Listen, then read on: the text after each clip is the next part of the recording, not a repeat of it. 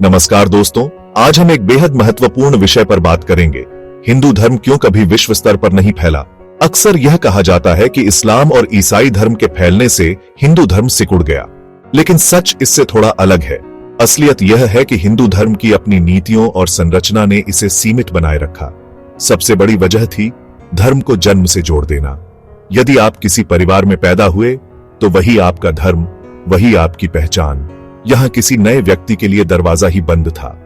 इसके उलट इस्लाम और ईसाई धर्म ने कहा, धर्म जन्म से नहीं आस्था से तय होता है। इसलिए उन्होंने दूसरे धर्मों के लोगों को अपनाया, उन्हें बराबरी का दर्जा दिया और इस तरह उनका विस्तार हुआ। हिंदू समाज के भीतर भी एक बड़ी चुनौती रही वर्ण और जाति व्यवस्था। ऊंच नीच, छुआछूत और सामाजिक भेदभाव ने इसे भीतर से कमजोर किया।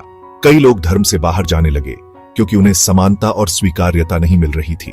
तो हमें यह मानना होगा कि हिंदू धर्म के घटने या सीमित होने के पीछे बाहरी धर्म नहीं, बल्कि इसकी आंतरिक कमजोरियां और नीतियां जिम्मेदार रही हैं। असली प्रगति तभी संभव है जब हम इतिहास से सीखें और अपने भीतर सुधार करें। धर्म अगर सचमुच जीवित रहना चाहता है तो उसे समावेशी और सबके लिए खुला बनाना होगा। कोई धर्म महान तभी बनता है जब वो मानवता में समानता दिखाता है, सबको अपनाता है।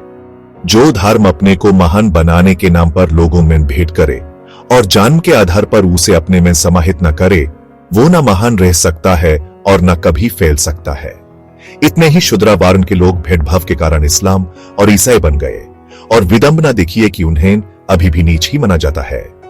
मंदिर जाने, पब्लिक प्लेस से पानी पीने से भी रोका गया और पढ़ने लिखने से भी वंचित रखा गया।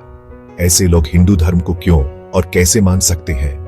सोचना सबको पड़ेगा।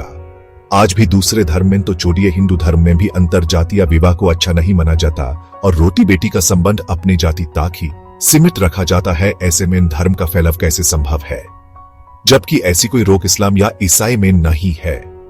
अंत में हमें यह समझना होगा कि किसी भी धर्म की महानता उसकी समावेशिता, समानता और मानवता में निहित है। अगर हम अपने समाज को आगे बढ़ाना चाहते हैं तो हमें भेदभाव छोड़कर सबको अपनाना होगा। यही सच्ची प्रगति और धर्म का असली विस्तार है। धन्यवाद।